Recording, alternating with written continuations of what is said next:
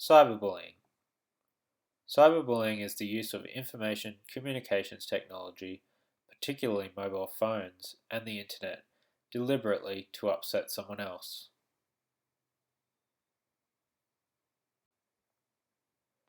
Social justice is about the equality and fairness between human beings. It works on the principle that everyone has the same rights and should be treated equally without prejudice, no matter what their age, gender, culture, race, or beliefs may be. Teachers should be mindful of social justice as it is embedded in all 7 of the national standards for teachers, making it a large part of being an effective teacher and essential in creating a safe, fair, and inclusive learning environment. Social justice ensures students are treated equally and fairly by the teacher, staff, students, and the community. Without it, students can suffer from many issues which can affect them physically, mentally, and academically.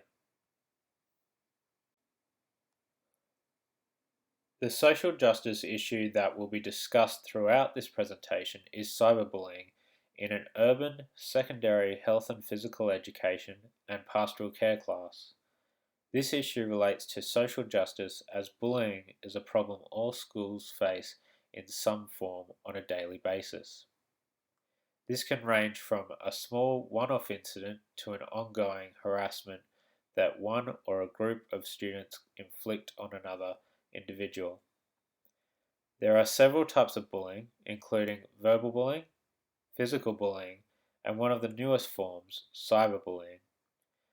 Verbal bullying is one of the most common type of bullying in schools, while physical bullying is far less common and will decline as students mature in age. Cyberbullying is extremely difficult for schools to prevent as it can be so subtle and can be done anywhere at any time through private means such as text messages, emails, and so on. Most students are affected by cyberbullying at some point throughout their schooling life, whether they are being bullied, know someone who is being bullied, or are a part of the bullying. In grades 10 through to 12, cyberbullying is the chosen method of bullying for students. This issue is a real concern for teachers, parents, and students as it can lead to both physical and mental health issues. Cyberbullying relates to social justice as it is in direct conflict with everything social justice stands for. The act of cyberbullying someone ensures that they are not being treated equally or fairly, and they are being treated with extreme prejudice. Cyberbullying has a direct impact on my ability to undertake my duties effectively for the following reasons. Information communication technologies are a large part of teaching in today's society and ensuring that students are engaged in learning. With cyberbullying on the rise and access to various websites and emails becoming more and more scarce, it impairs my ability to teach effectively when my students and I are restricted in the use of ICTs. The threat of cyberbullying needs to be erased, and this can only be done in a supportive learning environment with strict rules in place to deal with issues such as this. In relation to the national standards for teachers, cyberbullying relates to Standard 4, create and maintain supportive and safe learning environments.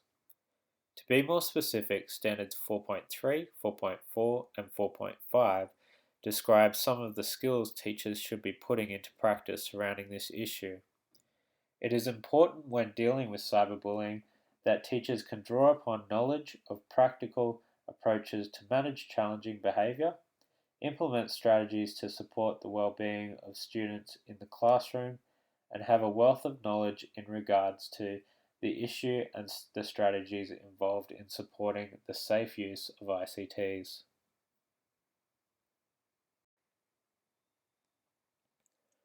Through conducting various studies on issues such as cyberbullying, the Child Health Promotion Research Center have revealed some staggering statistics surrounding this issue in schools. The Child Health Promotion Research Center has discovered that 83% of students who bully others online also bullies others offline, along with 84% of students who were bullied online being bullied offline. Cyberbullying also appears to be related to age, as it is the chosen type of bullying for older students. These are just a few of the statistics that show how large this issue has become in Australian schools. Studies show that students don't often tell adults when they are being cyberbullied, as they fear they will be disconnected from their supportive friends and that adults may overreact and make the situation worse. This is why experts at CyberSmart website suggest looking for the signs that students are victims of cyberbullying. These signs include changes in personality, students becoming more isolated, peer rejection, decrease in academic performance, tiredness, high rate of absence from school, a decline in physical health, and suicidal thoughts.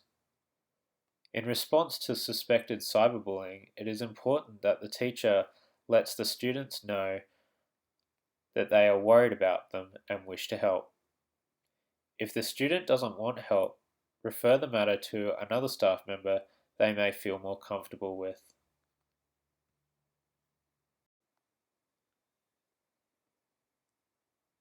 Although there are many opinions on which strategies should be used to eliminate cyberbullying, there are no opposing arguments on whether cyberbullying should be eliminated.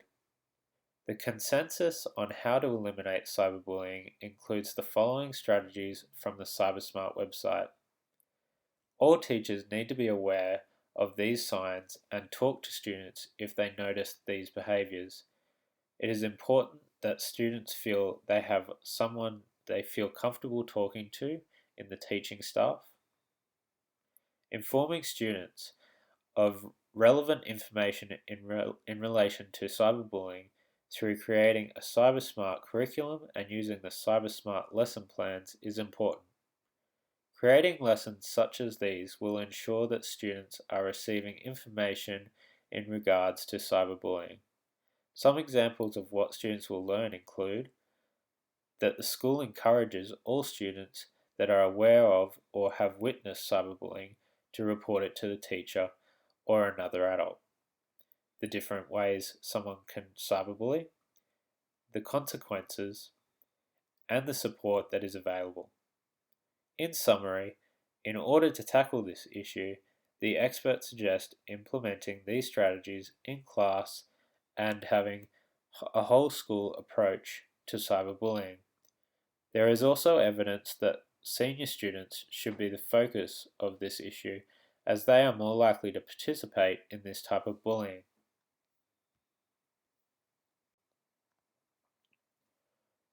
The strategies that would be used to prevent cyberbullying in a secondary, health and physical education, and pastoral care classroom are as follows. At the beginning of the year, all students and parents or guardians will sign a contract that outlines the inappropriate uses of ICTs and that they agree not to use technology in this manner in the class. During class time, there will be a strict policy of no personal technology such as mobile phones to be used in the class. If a student breaks this rule, it will be sent to the office and only be available to the student at the end of the day. My pastoral care classes will have a discussion on hot topics such as cyberbullying once a week to ensure students understand the school's view on issues such as this and the consequences involved. Students will be informed that the school and staff are willing to enforce the strict rules put in place on cyberbullying and that any information regarding this issue is readily available in student diaries and on the school website. Students should also be informed that it is their responsibility to report any issues such as cyberbullying to their teacher, whether they are being bullied themselves or know of someone being bullied.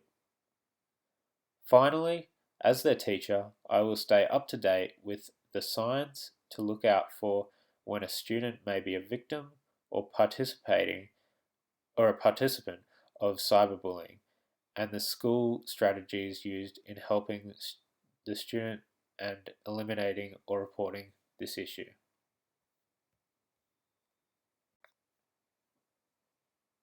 Here is an example of a lesson that would inform a Year 8 class of cyberbullying. Students are given a survey to complete on digital usage. On completion, this survey can then be discussed as a class, as there will be a number of issues and queries raised from their answers. For example, how much personal information they have on their social network site and what their privacy settings are, as well as what sorts of photos they think are appropriate to post online. This could then lead to a discussion of cyberbullying and whether or not they think it is appropriate to comment on statuses about other people and what the consequences of those actions could be. In the final part of the lesson, students will get into groups of 2 or 3 and design a poster which creates awareness for one of the issues raised in your class discussion time. This could be about the importance of what information you post on Facebook, the consequences of negative comments, the lasting impact of inappropriate photos on your reputation, or any other issue which they feel is important. When dealing with cyberbullying in the classroom, it is important that as the teacher, to be up to date with the steps involved in reporting events such as these, along with the support available for the victim and the bullies. As the teacher, it is important that students feel safe coming to you and that something will be done about the issue, whether they are the victim or know someone who is being bullied in the class. Once the issue has been reported, to the teacher, it is important to try and eliminate the behavior as quickly as possible by talking to all parties involved, calling the parents, and resolving it before it becomes a real problem. If the bullying continues or is already quite severe, informing the head of year and/or deputy principal is the next step. Calling the parents again will immediately follow. This phone call will include information informing them of the situation and some strategies to overcome the issue, such as students, that is, the victims and bully, visiting the guidance counselor for support, organising a meeting with parents and the students involved to discuss the issue and outline the consequences of their behaviour. The strategies in this plan relate to the literature by ensuring that students and teachers are actively involved in reporting any cases of cyberbullying, recognizing the signs involved and ensuring students are well informed on the issue and the support they can access. These strategies align with the following strategies that were outlined in the literature. It is important that students feel they have someone they feel comfortable talking to in the teaching staff, informing students of relevant information in relation to cyberbullying through creating a cybersmart curriculum and using the cybersmart lesson plans is important. Creating lessons such as these will ensure students are receiving information in regards to cyberbullying. These strategies were chosen over others from the CyberSmart website as they can be implemented by the teacher in the classroom with general support from other staff without relying on a whole school approach to bullying as many of the other strategies listed required. The resources needed to deal with cyberbullying in the classroom are extensive. Class time needs to be used to inform the students that this behavior is unacceptable and the consequences involved. Support from the school staff, parents, and students is also essential. Although this does not seem like a large list, and the support of most parents and staff should not be a problem, encouraging the active involvement and support of students does require some time and building a positive relationship both at a peer support level for the students and creating a teacher trust. The strategies outlined throughout this discussion on cyberbullying can be implemented immediately, although it will take several weeks before they prove effective, as students will have to get used to the rules, learn acceptable and unacceptable behavior online, recognize the signs of cyberbullying, and feel comfortable to report any issues they become aware of. There is constant upkeep involved in this plan, as there is always more information becoming more available as technology evolves and new policies are implemented throughout the school. Although with the support of students and staff, this should not be much of an issue. The strengths involved in this plan are that it will eliminate all cyberbullying in the classroom and create an awareness of this issue and how students should behave online. The weaknesses are that it will not stop cyberbullying throughout the school, as students not in the class will not be as aware of cyberbullying. It also relies heavily on the support of staff, students, and parents to be successful. The opportunities the plan presents for the students is giving them the knowledge and resources to fight cyberbullying throughout the school. Staff will be able to implement strategies used in the plan in their classes to create larger awareness of cyberbullying throughout the school. With the school becoming more aware of cyberbullying, how they can combat it, and the support available, students will feel safer in my classroom, throughout the school, and in the wider community. The threats to the plan include students not supporting the idea of combating cyberbullying in the classroom, as they don't see it as a real issue, parents not understanding how large the issue is and not supporting the staff in combating cyberbullying in the classroom, and staff not supporting the teacher when creating lessons to inform students on cyberbullying or implementing rules and carrying out consequences. This plan relies heavily on the support of students, parents, and staff. Therefore, if any one of these areas is not helping to eliminate the issue, the whole plan can be ineffective.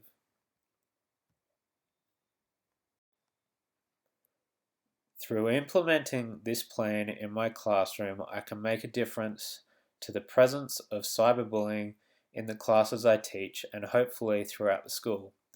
This will create a safe learning environment that students can learn in without feeling threatened or ridiculed. I have learnt that cyberbullying is a big issue in today's society and is growing ever larger and harder to combat with the evolution and access students have to technology at such a young age. Most students will be bullied online at some point through their schooling life, and this can have severe physical, mental, and academic effect on their life. I realize that it is my duty as their teacher to inform them how unacceptable this issue is, the effects it can have on the victim, and the consequences for taking part in cyberbullying. Using the action research cycle helped me organize step by step how I would complete my research into my chosen topic. It allowed me to choose my topic, research it, analyze the information, create a plan, reflect on the plan, and self-evaluate in regards to my ideas and my future plans as a teacher surrounding this issue.